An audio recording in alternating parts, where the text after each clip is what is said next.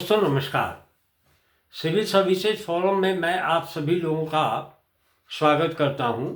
Good morning, good afternoon, good evening, good night के साथ मैं सोशल स्ट्रैटिफिकेशन के तीसरे पार्ट की चर्चा आप लोगों के बीच में करना चाहता हूं। पहले और दूसरे पार्ट में मैंने आप लोगों को सोशल स्ट्रैटिफिकेशन के कॉन्सेप्चुअल फ्रेमवर्क की चर्चा की, उसके मेजर एलिमेंट्स की चर्चा की, जिसके तहत मूल रूप से सोशल स्ट्रैटिफिकेशन जो है वह हायरार्की के द एलिमेंट ऑफ हायरार्की के कारण जो है डेवलप करता है।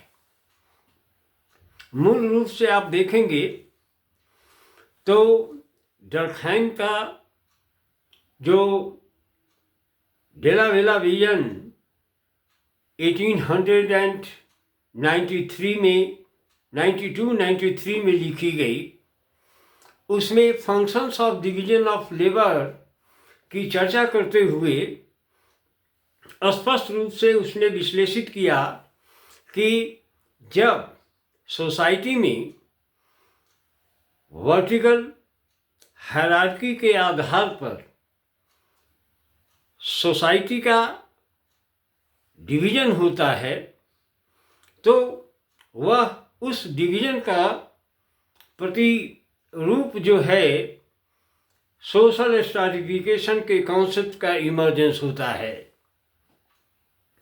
दूसरी तरफ जब वही हायरार्की वर्टिकलिटी से अलग हट करके हॉरिजेंटल हो जाती है तो वहाँ जो है वह डिवीजन ऑफ लेबर को डेवलप करता है। यह उदारवादी परिवेश है। यही हायरार्की डिस्क्रिमिनेशन को डेवलप करता है। The notion of discrimination came into existence with the help of a hierarchy. Number 3,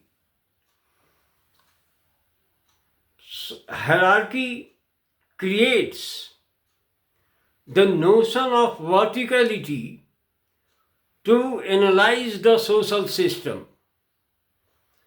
That social system creates the notion of social stratification. This is all about the social stratification as a social fact. हमने चर्चा इसकी की है। इसके अलावा the element of ideology. Ideology means ideology is an idea supported by norms. We are encouraged to believe it not because it is true or scientific, but majority of the society believes in that idea. That is the major conception of ideology which creates the notion of a hierarchy in the society. And that hierarchy creates the notion of social stratification. चौथी बात है, यहाँ ideology के आधार पर कैसे होता है तो बहुत आप आम जन में इस धारणा को जानते होंगे कि गांधीयन आइडियोलॉजी एक डोमिनेंट आइडियोलॉजी है। सबल्टर्न आइडियोलॉजी जो मूल रूप से अंबेडकरवादी विचारधारा है वह थोड़ा कुंठित हो जाता है, सबड्यूड होता है। ये जो आइडियोलॉजी है ये डिस्क्रिमिनेशन को क्रिएट करता है। That discrimination creates the notion of hierarchy in the society.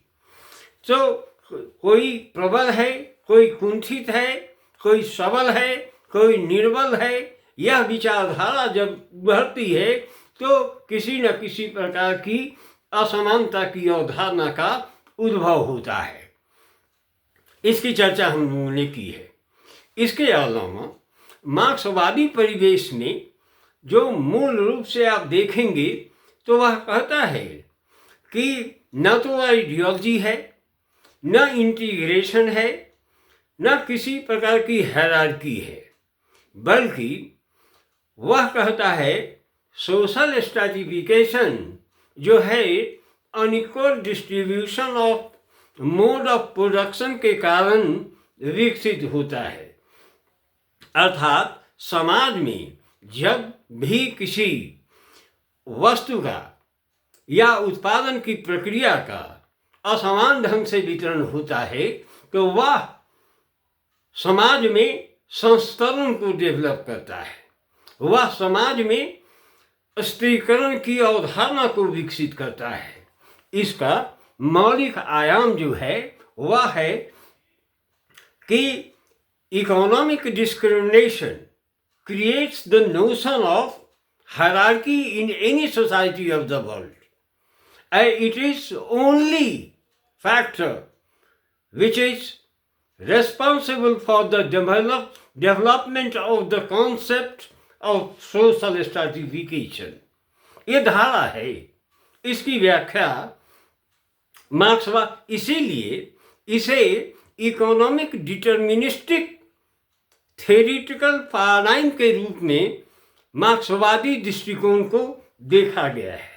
मैंने पहले भी चर्चा की है कि कार्ल मार्क्स ने कभी भी सोशल स्ट्रैटिफिकेशन की चर्चा नहीं की है, लेकिन मार्क्सवादी विचारधारा में विश्वास करने वाले चिंतकों ने सामाजिक संस्त्रीकरण की अवधारणा का विश्लेषण मार्क्सवादी परिवेश में किया है। यह इकोनॉमिक डिटर्मिनिस्टिक अप्रोच जो है, जिसके माध्यम से सोशल स्ट्रैटिफिकेशन का विश्लेषण मार्क्सवादियों ने किया है, उसे एक शब्द में हम डालना चाहें तो वह कहता है कि the unequal distribution of infrastructural unit of the society is the only factor for the creation of social stratification in any society of the world. This is the approach which was clearly mentioned in Communist Manifesto, which was written in 1848, जो मार्क्सवादियों का Bible है, कुरान है, गीता है, या जैसे भी आप समझ सकते हैं वह समझिए। मूल रूप से ये धाराएं हैं। ये धारा 1970 तक यह धारा चलती रही है। 1970 के बाद में, अर्थात 1970 क्यों? 1970 इसलिए कि उस समय डेनियल बेल की एक पुस्तक आई है जिसका नाम है class and class conflict in post industrial society. इस पुस्तक में post modernism and post industrialism या पोस्ट कैपिटलिज्म की धारा का विश्लेषण किया गया और स्पष्ट रूप से लिखा गया कि आज का समाज जो है वह उत्तरोत्तर आधुनिकतावादी समाज है। वहाँ शोषण की प्रक्रिया में मौलिक बदलाव आए, वहाँ दोहन की प्रक्रिया में मौलिक बदलाव आए, उत्पादन की प्रक्रिया में मौलिक बदलाव आए, जिसके कारण समाजशास्त्र में भी मौलिक परिवर्तन हुए अध्ययन करने के सिलसिले में।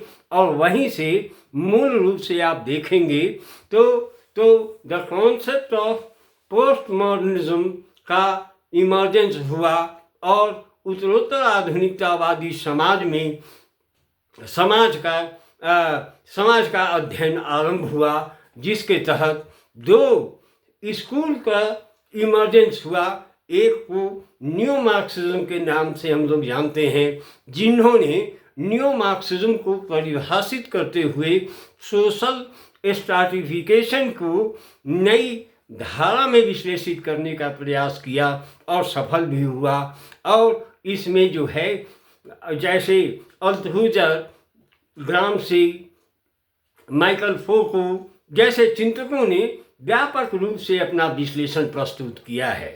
साथ ही जो पोस्ट स्ट्रक्चरलिज्म का भी कॉन्सेप्ट डेवलप किया, जिसे एलेक्जेंडर जो अमेरिकन थियोरिटिशियन हैं उन्होंने इसका विश्लेषण प्रस्तुत किया और समाज में घटित होने वाली घटनाओं का व्यापक रूप से अध्ययन किया है। तो सामाजिक संस्कृतिकरण की अवधारणा की व्यापकता इतनी सार्वभौमिक स्वरूप धारण किए हुए है कि इस पर किसी भी प्रकार का मौन व्रत धारण नहीं किया जा सकता है, क्योंकि समाज को उत्तरोत्तर आधुनिकतावादी समाज में डालना है, रखना है, तो उसके लक्षण को, उसकी परिभाषा को, उसकी प्रवृत्ति को नई धारा से विश्लेषित करने का कार्य करना होगा। इसी के साथ मैं अगले एपिसोड में आप लोगों से रूबरू होऊंगा सोशल स्ट्रैटिफिकेशन के अन्य पार्ट के साथ। साथ ही मैं आप लोगों से रिक्वेस्ट करता हूँ कि इस चैनल को आप लोग देखते रहें, जैसे देख रहे हैं। सब्सक्राइब करते रहिए, शेयर करते रहिए और अपना कमेंट लिखते रहिए। Thank you very much. Good night, good morning, good evening, good night, शब्बा खैर।